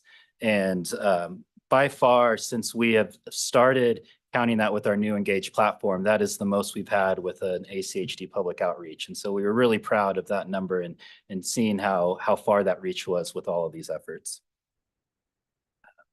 Specifically related to concept feedback, what we heard with the top likes for concept A included adding those left turn lanes, maintaining 2 motor vehicle lanes in each direction, and improving the pavement condition.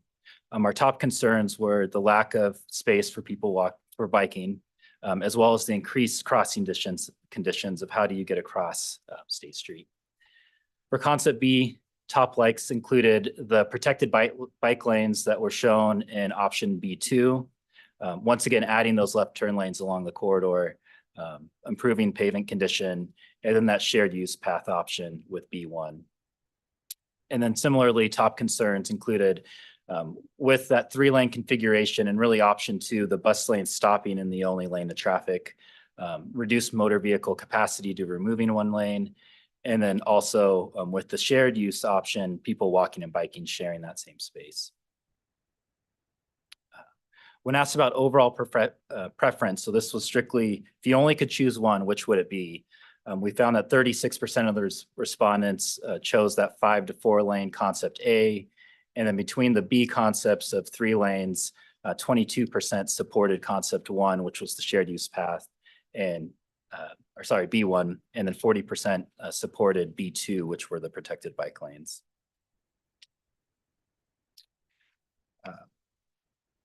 I've included several of these in your packet, but specifically in regards to property owner feedback and stakeholder feedback. We heard from the YMCA Block 68 and Block 69 development group when we had those one-on-one meetings that they preferred concept B1, that shared use path, as did the 8th and State Street development and the North End Neighborhood Association. Other than that, really, when we were talking to business owners and residents along the corridor, it was pretty mixed. And I think it was based on really what their main use was of the business that they were at, but a lot of similarities that we were seeing with the overall survey respondents and then what we were seeing from the other business owners. In regards to partner agency input, the city of Boise preferred concept B1, that shared use path. And then VRT proposed a hybrid option that really looked at combining the 4 to 5 lane alternative in concept A and sections of the three-lane concept in B. And so Commission, at this point, staff has shared with you all the information we have gathered as part of this concept study. We've tentatively scheduled an alternative selection hearing for July 24th. And as this chart shows, there are many different considerations for you to take into account with trade-offs of each alternative. While staff believe that any of the options are viable, we are aware that there are distinct policy considerations you all must take into account. So in preparation for the meeting next month, we wanted to just visit with you today, set on the table all of our findings, and really ask if there's anything more that you need to help prepare for this decision. With that, we'd be happy to stand for any questions, and thank you. Thank you, Tom, and thank you, team. Thank you. This has been a great presentation, very thorough. Commissioner Goldthorpe. Yes, much appreciated. I was wondering how much outreach went to the folks that regularly use State Street but come from further out west. Commissioner Goldthorpe, I think in regards to targeted outreach, let's say with the cities further to the west, we didn't directly do that. Within the mailing group or our email outreach, the email outreach was sent to anyone who had clicked that they were interested in this project from the start. With the mailers, it was a very broad outreach of almost all of downtown that those were sent to. We tried to be as robust as possible, and that's why we were looking at both that media strategy with the press release, but also targeting several of the key businesses along the corridor. So for example, with Boise VA or St. Luke's, we know that a large percentage of their employees are coming further from the west.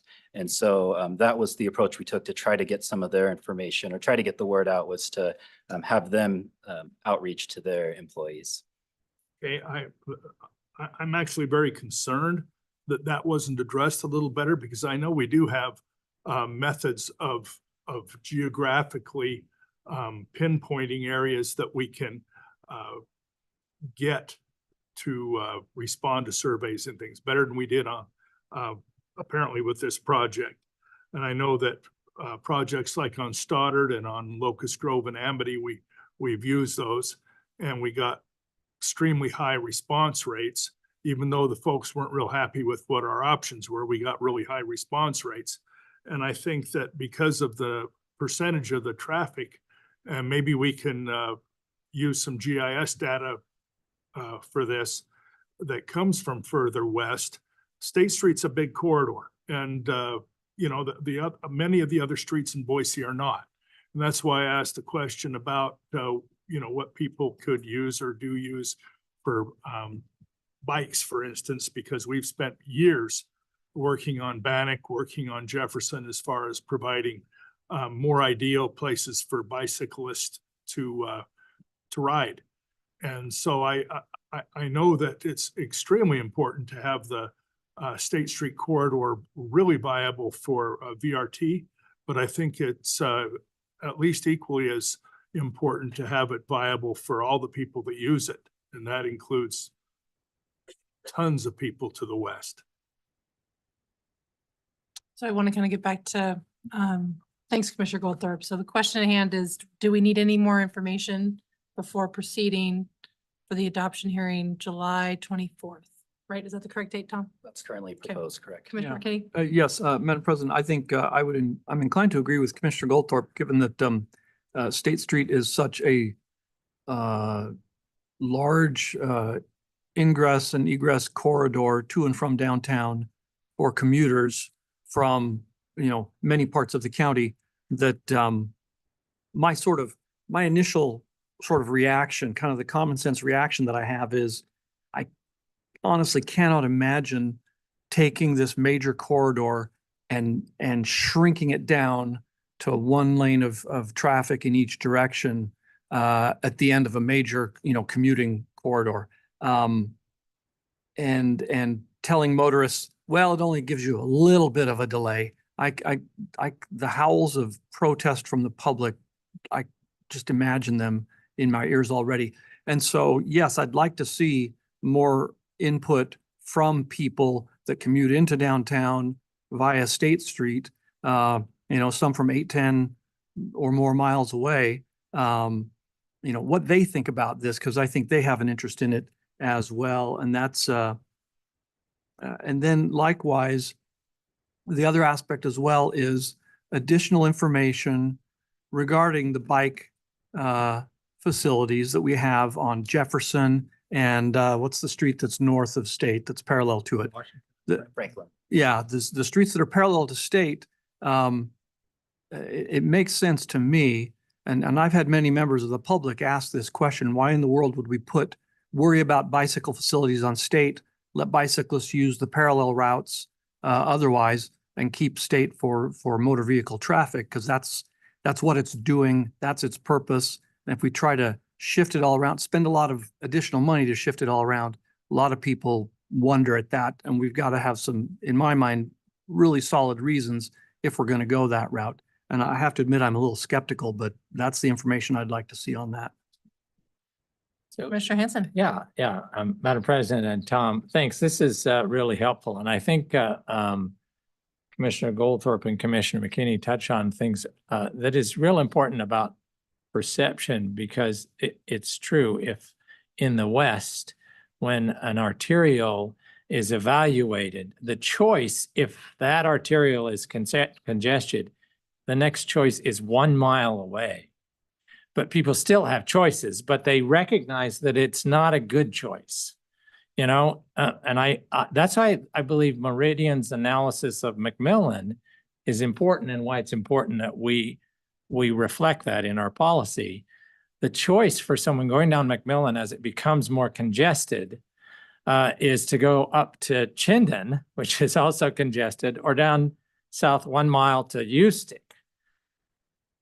What we have here is very different, and it really reflects the difference. People do have choices. And I think one of the most important pieces of analysis, and I'm so glad you included this, and we need to lead with this, is that when people are faced with difficulty in their current route, they think about what are their choices. And they have a choice as to the time they leave and the time they use that road and the route. There's not that many choices as you go further west to areas where there's not that connectivity. But your analysis shows even if they chose to go on a parallel route, even their destination is downtown Boise, but the habit is to go down State Street and turn on 9th. Instead, go down State Street and turn on 16th, or down State Street and turn on 23rd, or Whitewater. That big expensive connection we made years ago is still below 50% usage. And so people will start to use just because you you create these connections or you preserve these connections doesn't mean people are going to necessarily use them if they're in the habit. But they have that 1 block away is a route that is still going to be at less than 50% if that's their, and people will change. People have choices. People are smart. They know how to make choices. And it's interesting that the AM and the PM peak times are different. And I'd love to do a little more analysis of why that is. My perception is that the starting workday is much more flexible for people coming eastbound than it is for people who tend to leave and going westbound. And I live on the east side of Boise, but I know to get to a meeting like this, go on the connector with 5 lanes. If I hit that at 4:30, it's going to take me a while. But if I leave earlier, or if I don't have that long of a distance, I just give myself the time, or I pick another a time to go. And in this case, the public has already paid for all these connected roads. And while we want to prioritize perhaps bicycles on 1 of 3, say Bannock and Franklin, we still have traffic on all of them, car traffic on all of them. And we would never vacate any of those. There's a certain part of Jefferson I wish we hadn't vacated, way over on the east end, but that's another topic. But none of these will be vacated to car traffic ever. So they'll be available. So the question is, it's our public obligation to encourage people to use public assets so that it then returns on the investment. And so ultimately, what I'd love to see is a bigger analysis of why people make those choices and how you said 30%. I'm surprised it's that, 30% would choose, and it's sort of a model, I guess, that Sonia says it's sort of a model, about 30% can think of a choice they'd make. Maybe in a gridded network, that percentage would be higher. What are the things that would help people understand they have choices if their experience is to the west where they don't have as many choices? That would be one. The second is, just as the Meridian's preference for the way in which they want their arterials to be built, Boise should have a preference on the way its gridded downtown should look, because they've done the analysis of the return on that investment. And the investment that is going to happen in the urban core, which extends north of several blocks north of State Street, returns a huge investment. And it would be good to have Boise speak to that. What is the return on that investment? Because we and the city depend, and all public agencies depend on what the return on that investment is. And we want to make sure that's a maximum level. And in this case, I think it's helpful for all the voters in Ada County to understand that we benefit when we have a high return on an urban investment like we do in the downtown core. And it's changing, it's continuing to change, and we want it to change for the better, a place people want to be and invest in, both businesses and individuals. So that kind of analysis, and I see Bree from the city is here, so that kind of analysis I think would be very helpful as we evaluate this on the 24th. Thanks, Commissioner Hanson. Commissioner Gold. Yeah, thanks. I want to say thanks for the really thorough presentation from you and the team, and for the thorough outreach as well. I think the comments in the public survey really reflected that. There were a lot of comments just thanking, you all for the opportunity to respond to the survey. And I think the project page did such a great job too of, showing the differences and walking you through the different options. And so I thought that was all really great. And I think that showed in getting the most responses in any survey that we've ever done. So I think that you guys all went above and beyond, and that reflected. And I think that's, really great. I also appreciate the thoughtful options that were given on this really unique urban corridor. It's different than other areas of the county.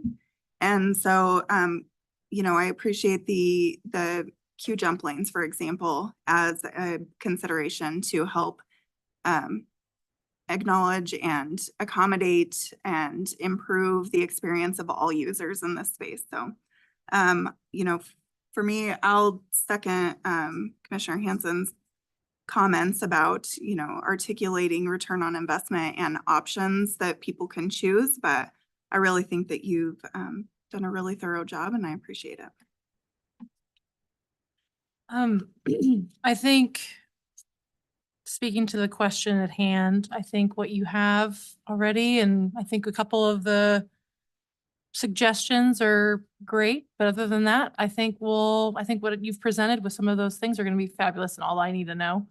I think the question about surveying folks on the western part of the county is interesting, because we saw 75% folks were car users. So it doesn't necessarily matter if they're from the western part or if they're in Boise, right? They're using it as cars. And that was a huge chunk of the survey respondents. So I feel like that tells a really good story, that regardless of where they're coming from, right, they're using a car, and that's all equal. So anyway. Madam President. Commissioner McKinney? Yeah, may I ask two more questions? Just before you go, a couple of things I forgot. Regarding the outreach, Commissioner Gold talked about the outreach that you've done. We also did a public outreach, back when this project was originally designed a couple of years ago. There was also a public outreach effort then. How did this public outreach differ from that, aside from the fact that it may have been presenting some different options?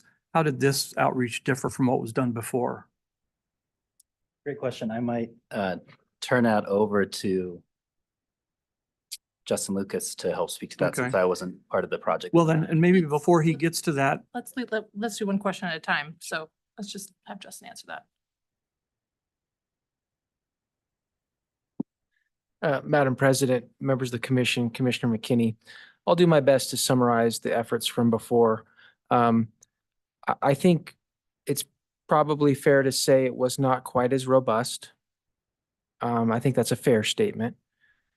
That being said, we worked very closely with CCDC, the City of Boise, our partners, and the public to create that previous option and design. There were meetings and surveys. We didn't have the engagement HQ platform like we do now. This was pre that website, so it's not really an apples to apples comparison when it comes to kind of the technology used and the survey and things like that. I can't rattle off the top of my head, you know, the number of people that were engaged and all that, but it was a well publicized effort. This was also, I think, a very well publicized effort that went above and beyond what we did last time. okay, thank you.